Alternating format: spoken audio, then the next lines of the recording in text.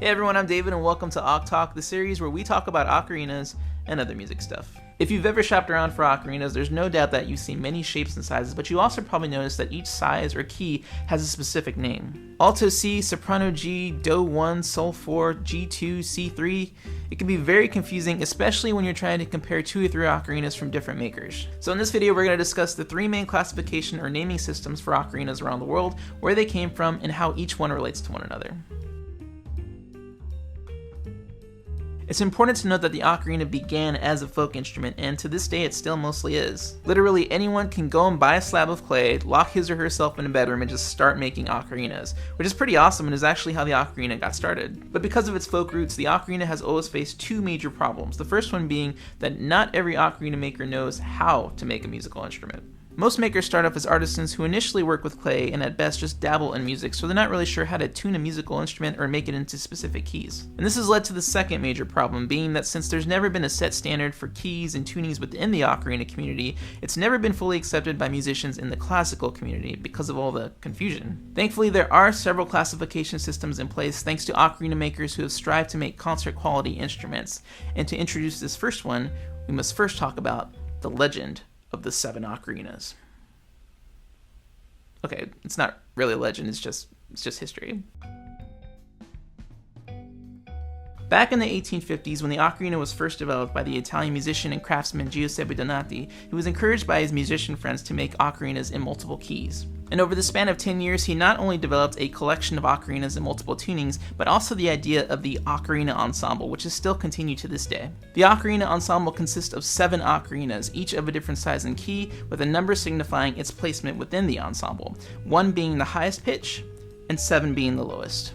Then each ocarina is given a specific key starting with C, with each ocarina being tuned an interval of a fourth below that. The ocarinas that are still made in Budrio, Italy to this day use the solfege system to signify the key, so you'll also see Do 1, Sol 2, Do 3, Sol 4, Do 5, Sol 6, and Do 7. In the early 1900s, the ocarina had migrated over to Japan, most likely due to World War I, and in the 1920s, a Japanese maker by the name of Akitagawa had developed his own line of ocarinas and his own classification system, and for the next 70 years, that classification system was adopted throughout the country. Although the Japanese system is similar to the Italian in that it includes a number and the tuning of the ocarina, such as C or G, the number actually refers to its placement within the Japanese system and not the ocarina ensemble. Like the Italian system, you have 7 ocarinas, but it was adapted to include the F ocarina as well. 1C, 2G, 3F, 4C, 5G, 6F, and 7C. You'll also notice that this actually excludes the 2 lowest ocarinas in the Italian septet. Although we're not completely sure who introduced this new naming system within Asia, we do know that it was introduced within the last 30 years and that it has been adopted by 2 of the largest ocarina manufacturers in Taiwan and South Korea. It was most likely due to the popularity of the recorder throughout Asia, which coincidentally is also why the recorder is the first musical instrument in The Legend of Zelda and not the ocarina. The more you know. Thanks to the internet, this is also the system that we're most familiar with today, especially in the United States and other English-speaking countries.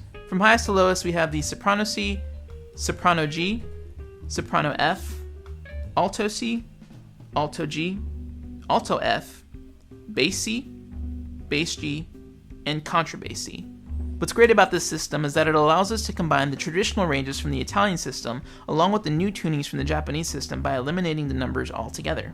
And some ocarina makers have even included new tunings within each range. For example, if a high-pitched ocarina in E-flat falls between the Soprano C and the Alto C, it's considered a Soprano E-flat. Or if a mid-range ocarina in A falls between the Alto and Bass C ocarinas, it's considered an Alto A ocarina. It's not a perfect system, but as the ocarina community continues to grow and contribute, I'm sure this system is going to change and adapt. Although there are actually other classification systems such as the Chinese and the Austrian, the ones mentioned in this video are actually the most widely accepted ones in the world. And just in case this video was an information overload, I'm going to include a link in the description below with more information about each system and how they relate to one another. And just as a reminder, there are still many ocarina makers and distributors around the world who use their own naming systems. For example, STL Ocarina calls their Alto C model a tenor C. so it's important to check the ranges of each ocarina before making a future purchase, just to make sure that you're going to get the ocarina that you're looking for. Hope you all enjoyed this episode of OcTalk and a little look into the history of the ocarina, and if you'd like to learn more about its history and even the future development of the instrument, I'd like to invite you all to check out this new Ocarina documentary project that's launching today on Indiegogo.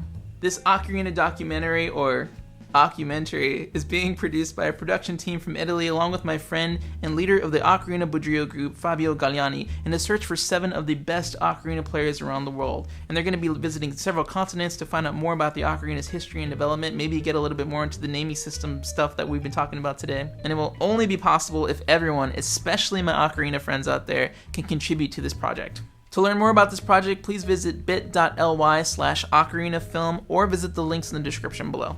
As always, your support helps these videos keep going, so give this video a like if you liked it, share it with your music buddies, and subscribe for more future Ocarina videos. Thank you all so much, keep making music, and we'll have more OcTalk next Tuesday.